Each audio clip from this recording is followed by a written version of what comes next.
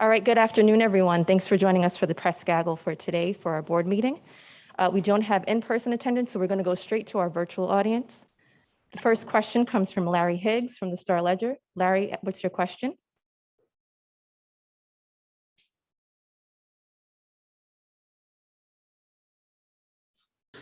Hi, sorry about that. Can you hear me now? Hello? Yes, Larry. Okay, great. Actually, my question has to do with the problems you saw with the Omicron variant. And what I was curious about is basically how did the Omicron variant's traffic volume losses affect the Port Authority's revenues? And in general, what is the amount of revenue loss from the pandemic year to date? Larry, this is Rick. As you may recall,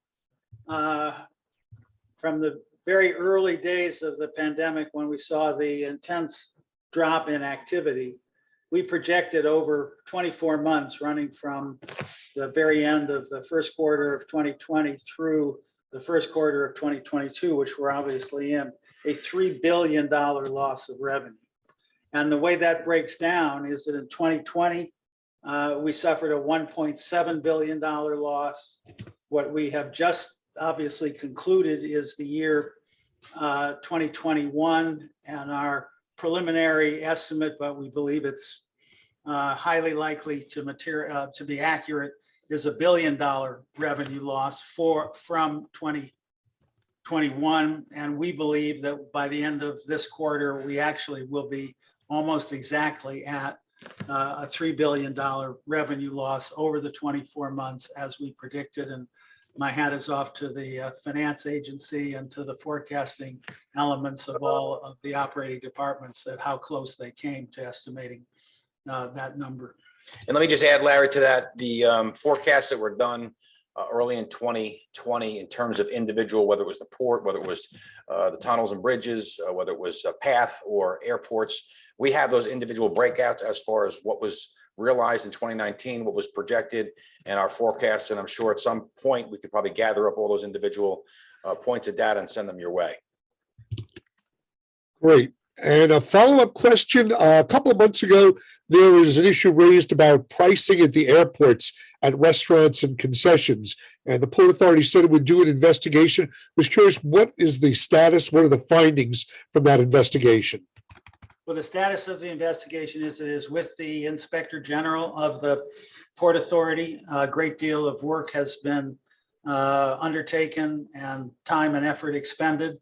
And I would expect that the Inspector General, but obviously it's within the control of the Inspector General to release that report in the next little while. I don't have a specific date, however.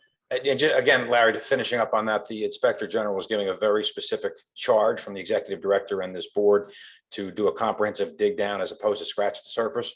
We want to find out just in fact whether the allegations or the findings are real, whether there has been some deviation from the market pricing. And we expect to have a very detailed report coming back sooner than later, but it's not just something you can just run through a journal and come back. It is significant, some researching and digging. But we'll get back to you as soon as possible. And we hope to get a closure in the foreseeable future. Okay. Thank you, Larry. The next question is from Clayton from the Daily News.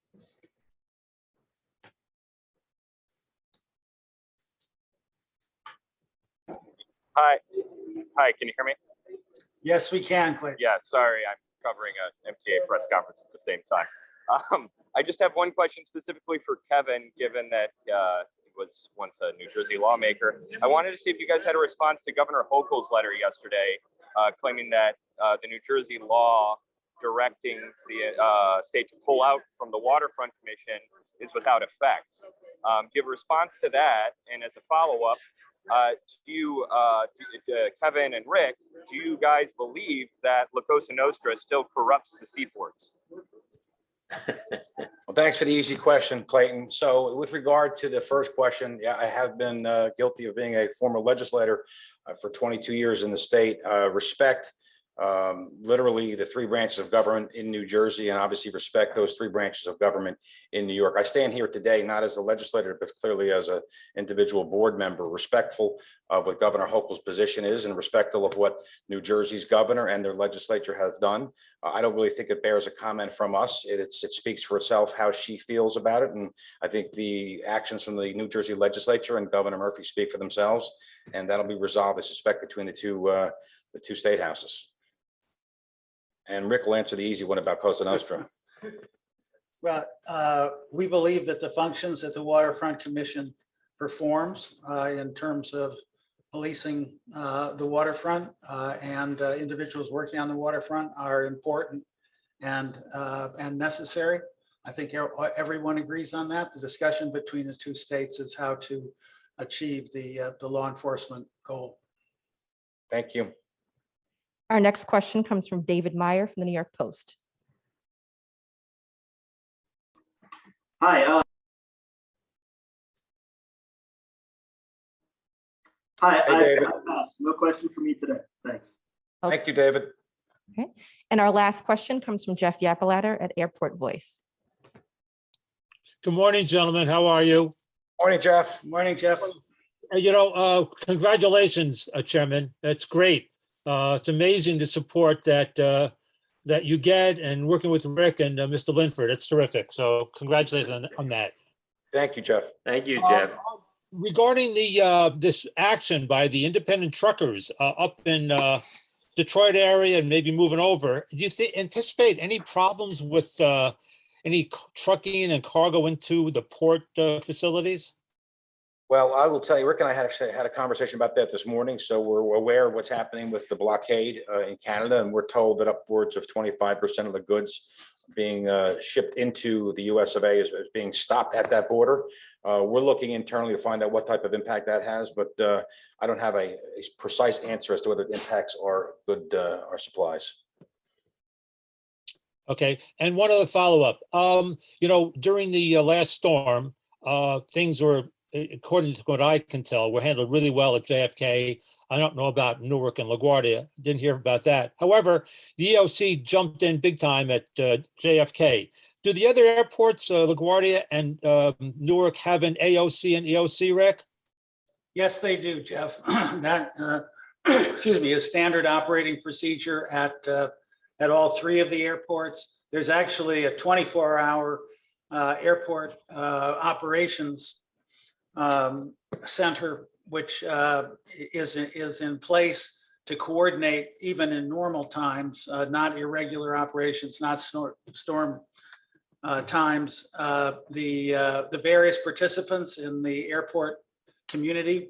But an emergency operations center, EOC, is stood up based on forecasts. They were all in operation during Winter Storm Kenan, and they are very, very important.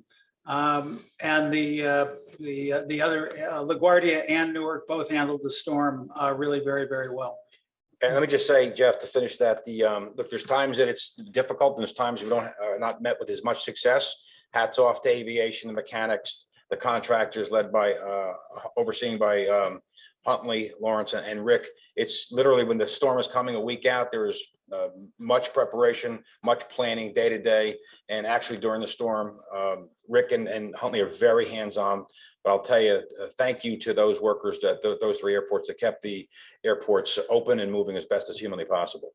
And I just want to give a kudo out to people at JFK. I mean, interim deputy director over there, general manager, Terry Rizzuto. I mean, she was urging everybody over there to be on the calls on a regular basis. And John Arancio, I mean, it's pretty impressive how that worked out. So it was really great. Thank you, Jeff. Much appreciate your comments. One more thing. So this is a fun thing. Has anybody written or communicated with President Biden about coming in this spring to cut the ribbon at LaGuardia?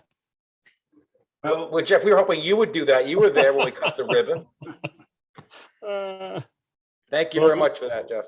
I'm hoping the president, I'm hoping everyone visits the LaGuardia. It's beautiful.